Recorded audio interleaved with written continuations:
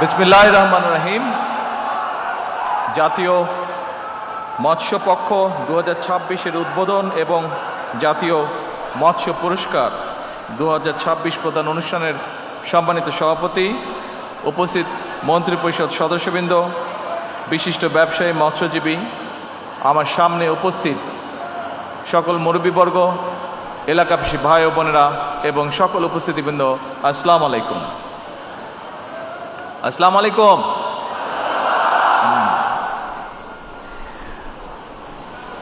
সম্মানিত উপস্থিতিবৃন্দ, দেশে মৎস্য উৎপাদন বৃদ্ধি, মৎস্য উৎপাদন সংক্রান্ত উদ্ভাবনী প্রযুক্তির ব্যবহার, গবেষণা প্রশিক্ষণ, জীববৈচিত্র্য সংরক্ষণ, মৎস্য রফতানি সম্প্রসারণ, মৎস্য খাতে কর্মসংস্থান সৃষ্টি এবং টেকসই মৎস্য উন্নয়নের অবদান রাখার স্বীকৃতি স্বরূপ আজ যেসব ব্যক্তি, সংগঠন ও প্রতিষ্ঠান জাতীয় মৎস্য পদক পেলেন, আমি শুরুতেই আপনাদেরকে জানাই আন্তরিক অভিনন্দন।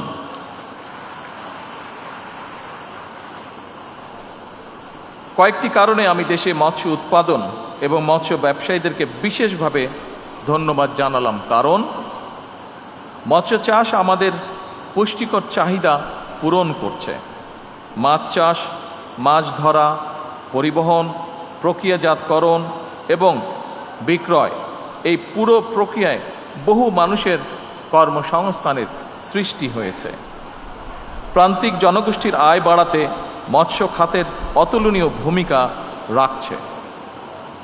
নদীমাতৃক বাংলাদেশে পুকুর, বিল, হাওর, বাওর এবং অন্যান্য জলাশয় কাজে লাগিয়ে কিংবা অল্প জমি ব্যবহার করে মাছ চাষের মাধ্যমে স্বাবলম্বী হওয়ার সুযোগ রয়েছে এবং এ কারণে আমরা সিদ্ধান্ত গ্রহণ করেছি, সরকার সমগ্র বাংলাদেশে এরকম অনেক জলাশয় আছে, হাওর আছে, বিল আছে, পুকুর আছে, যেগুলি পড়ে রয়েছে বিনা কারণে।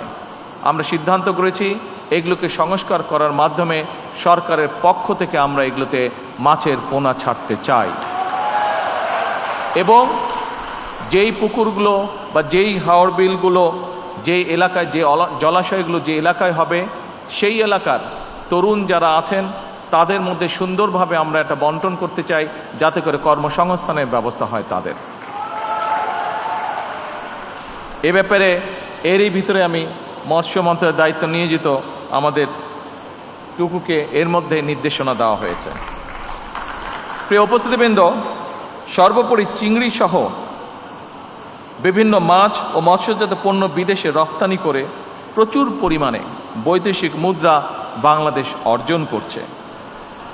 2025-26 অর্থ বছরে বিশ্বের প্রায় 52টি দেশে মৎস্য এবং মৎস্যজাত পণ্য রফতানি করে বাংলাদেশ 6,000 কোটি টাকার বেশি সমমূল্যের বৈদেশিক মুদ্রা অর্জন করেছে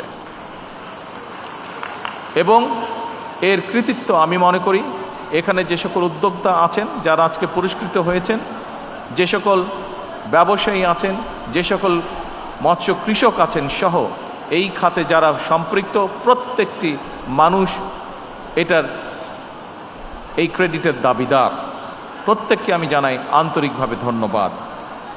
এবং এ কারণেই বর্তমানে সারা বিশ্বের কাছে এশিয়ার দেশগুলো ক্রমেই মিঠা পানির মাছ উৎপাদনের কেন্দ্রে পরিণত হতে চলেছে এবং এই ক্ষেত্রে বাংলাদেশের সম্ভাবনা অত্যন্ত উজ্জ্বল।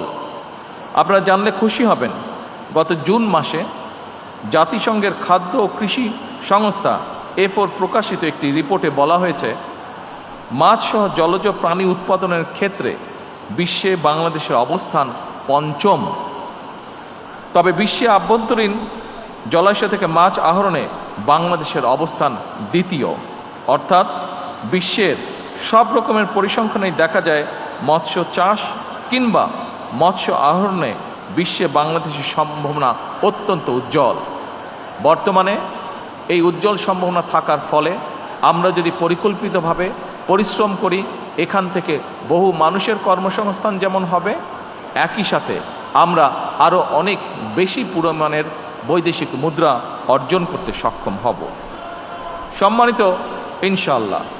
সম্মানিত উপস্থিতিবৃন্দ, আপনারা যারা মৎস্য উৎপাদন এবং বিতরণের সঙ্গে সংশ্লিষ্ট নিঃসন্দেহে আপনারা জানেন, মৎস্য অধিদপ্তরের উদ্যোগে খুলনা অঞ্চলে ৩০০টি ক্লাস্টার গঠন করে ক্লাস্টার ভিত্তিক চিংড়ি চাষ উন্নয়নের মাধ্যমে ইতিমধ্যে ৭৫০০ ঘেরে উৎপাদন গড়ে দ্বিগুণেরও বেশি বৃদ্ধি পেয়েছে। পাশাপাশি কক্সবাজার জেলার চকরিয়া উপজেলায় ৭,০০০ একর জমিতে চিংড়ি চাষ উন্নয়নের জন্য অবকাঠামো উন্নয়ন সহ শ্রিম্প সিটি মাস্টার প্ল্যান প্রণয়ন করা হয়েছে। এর ভিতরে শুধু চিংড়িই নয়, বাংলাদেশের ঐতিহ্য ইলিশ মাছ উৎপাদন এবং সংরক্ষণের ব্যাপারেও সরকার গুরুত্বপূর্ণ পদক্ষেপ গ্রহণ করছে। ইলিশ শুধু জাতীয় মাছ কিংবা একটি অর্থনৈতিক সম্পত্তি নয়, এটি বাংলাদেশের জিআই পণ্য হিসেবেও বিশ্বে স্বীকৃত। দেশের মোট মৎস্য উৎপাদনে ইলিশের অবদান প্রায় 10%, যা দেশজ জিডিপির 1%-এরও বেশি। 2003-04 সালে বিএনপি সরকারের সময় Ilsha fisheries management action plan প্রণয়ন করা হয়েছিল, যার ফলে পরবর্তীতে ইলিশ মাছের উৎপাদন সমগ্র বাংলাদেশে অনেক বেশি পরিমাণে বৃদ্ধি পেয়েছে। সম্মানিত উপস্থিতিবৃন্দ, বাংলাদেশে প্রায় 14 লক্ষ নারী, বর্তমানে দেশের প্রায় 2 কোটি মানুষ প্রত্যক্ষ কিংবা পরোক্ষভাবে মৎস্য খাতের উপরে নির্ভরশীল এবং সে কারণেই এই সেক্টরকে নির্বিঘ্ন এবং নিরাপদ রাখতে সরকার বিশেষ দায়িত্ব বলে মনে করে। বর্তমান সরকার মৎস্য, পশু সম্পদ এবং জলজ খাতকে অগ্রাধিকার তালিকায় রেখেছে, কারণ আমরা যদি আমাদের আবহমান কালের ঐতিহ্য দেখি, অর্থনীতি দেখি, আমাদের দেশের বহু কোটি মানুষ এই পেশাগুলোর সাথে সম্পৃক্ত। উপস্থিতিবৃন্দ, মৎস্য সেক্টরের বিকাশ এবং মৎস্য চাষী এবং জেলেদের জীবন জীবিকার উন্নয়নে সরকার অত্যন্তভাবে আন্তরিক এবং এরই অংশ হিসাবে মৎস্য চাষীদেরকে কৃষক কার্ডের আওতায় আনা হবে এবং হয়েছে এর মধ্যে। একই সঙ্গে জেলেদের পরিচয়পত্র প্রদান ও নিবন্ধন কার্যক্রম চলমান রয়েছে।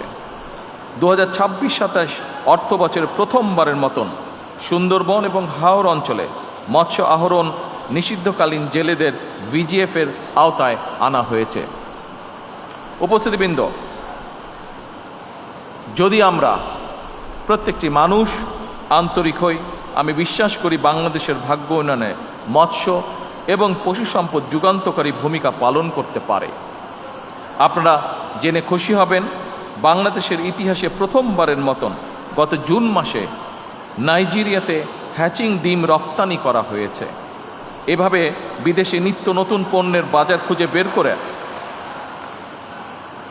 বের করার জন্য আমি উদ্যোক্তা বা ব্যবসায়ীদের প্রতি আন্তরিক আহ্বান জানাই এবং এক্ষেত্রে সরকারের কোনো সহযোগিতা প্রয়োজন হলে আমাদেরকে জানাবেন, আমরা আমাদের সর্বোচ্চ দিয়ে আপনাদেরকে সহযোগিতা করব ইনশাআল্লাহ। সম্মানিত উপস্থিতিবৃন্দ, আপনারা জেনে খুশি হবেন, প্রযুক্তি নির্ভর কর্মসংস্থান সৃষ্টি এবং গবেষণা উদ্ভাবনকে উৎসাহিত করে জ্ঞানভিত্তিক অর্থনীতি গড়ে তুলতে বর্তমান সরকার 500 কোটি টাকার স্টার্ট আপ ফান্ড গঠন করেছে।